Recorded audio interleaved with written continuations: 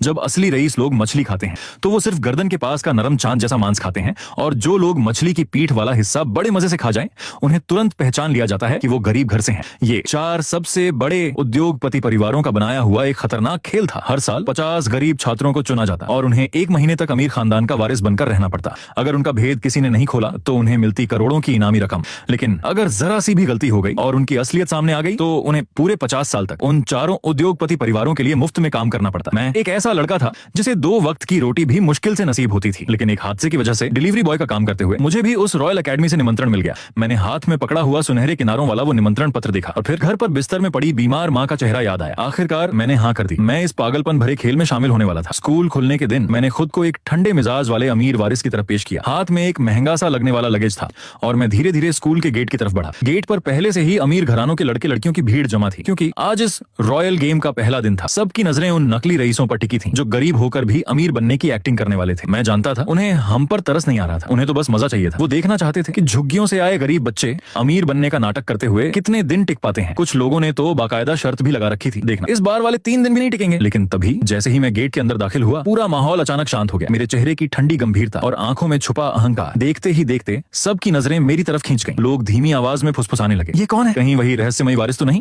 मैंने हल्का सा भौं सिकोड़कर भीड़ की तरफ देखा, फिर नीचे कीचड़ भरी गीली जमीन पर नजर डाली और बगल में खड़े एक अमीर लड़के की तरफ इशारा किया।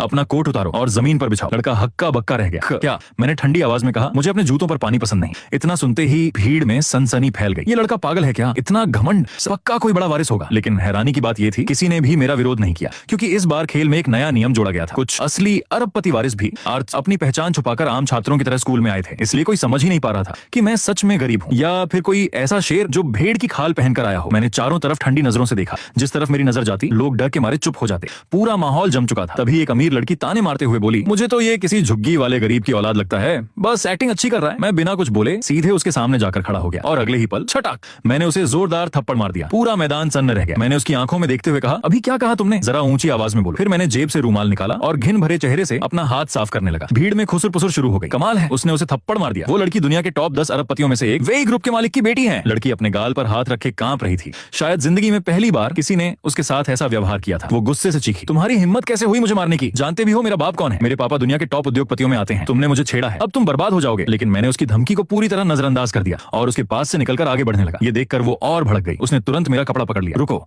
मैंने तुम्हें जाने की इजाजत नहीं दी। तभी अचानक ठन मेरी जेब से एक कार्ड नीचे गिर पड़ा। भीड़ में से किसी की नजर उस पर पड़ी और वो डर से चिल्ला उठा, अरे वो देखो! सभी की नजरें जमीन पर पड़े उस कार्ड पर टिक गई। काला कार्ड जिस पर सुनहरी नक्काशी बनी हुई थी। एक लड़का कांपती आवाज में बोला, नहीं, ये तो ब्लैक गोल्ड कार्ड है, पूरी दुनिया में जिसकी सिर्फ 3 कॉपी मौजूद है।